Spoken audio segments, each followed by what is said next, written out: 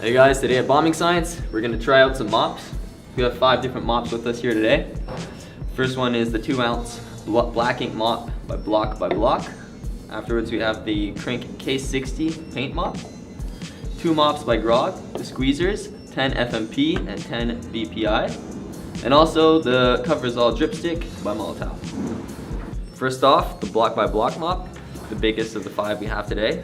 Very good for nice big juicy tags, although you really need to keep the right amount of pressure on it for the tag to stay steady. Very opaque, but just like anything that's quite opaque, you have to shake it very well to keep the pigment and the ink well mixed. And yeah, definitely keep it on maybe on a smoother surface. The nib feels like it might rip apart quite fast on something rough. Alright, second on the list is the Crink paint mop. Versus the other one. This is not an ink, this is the paint. Probably my favorite out of the 5, considering that when you get a color like this, it's a paint, it's quite opaque. You can use it just on a light surface, on a dark surface. It's more versatile overall. And even on something that's rough, I feel like the nib is quite strong. And I mean, just with by keeping it with the right angle, you could probably hit a good, nice flowy tag without ripping your nib apart in the first 5 tags. Also, definitely the strongest light fastness, especially medium colors like this that aren't like a strong black, will have tendency to last a lot longer when exposed to sun. Also, can't forget, it's very steady when it comes to the flow. I mean, you could also have something like a very drippy tag, or you can go with something more dry, and you can easily control it. It's just like the squeezability of the marker is just great. Afterwards, we have the 2 Grog squeezers. Now, the difference between the 10 BPI and the 10 FMP is simply the content.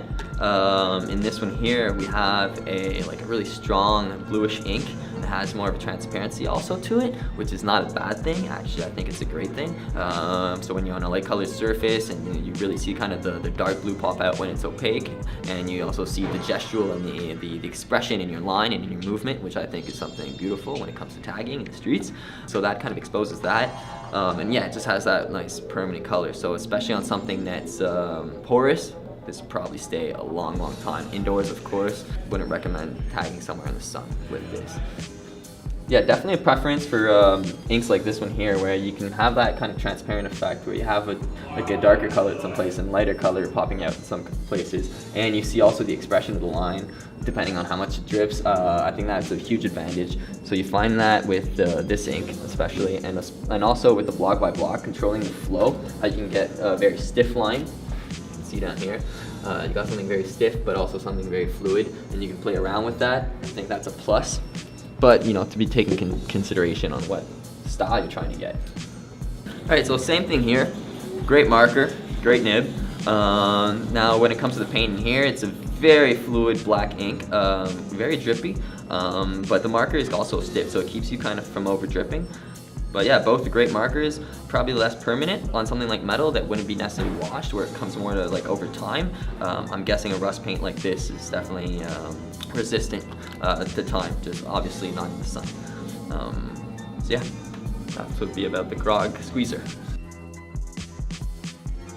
Last but not least, the Molotov Covers All dripstick. Great mop, huge advantage. You can fill it by the other side, so you don't get your hands all dirty trying to take the nib off, and also you don't less chance of you ruining your nib. I mean, this is the type of marker that you can bring some extra ink with you on the way, and you can easily fill it up on the run without getting dirty.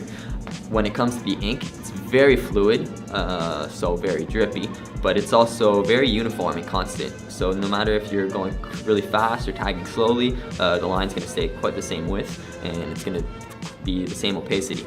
Now, of course, it's an ink, a very strong black ink, probably very permanent on something that's porous.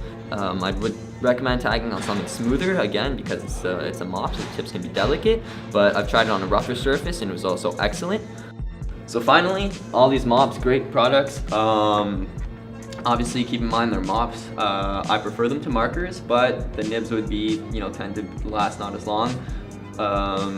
Although you can get great big tags, you can fit into tight spaces, but you can also go big with things like this. You can take the drips into consideration. They take up surface, they take up space. Great choice of colors in many of these, especially I'd say these two. I have a big preference for neutral colors, as in something that's not too dark, not too light, because it enables you to hit both light and dark surfaces. And also having special colors like reds and blues pop out from the ordinary white and black and chrome tags. Although it's not for no reason that we do use colors that are dark and light, because they obviously pop more when it comes to writing on the right surface.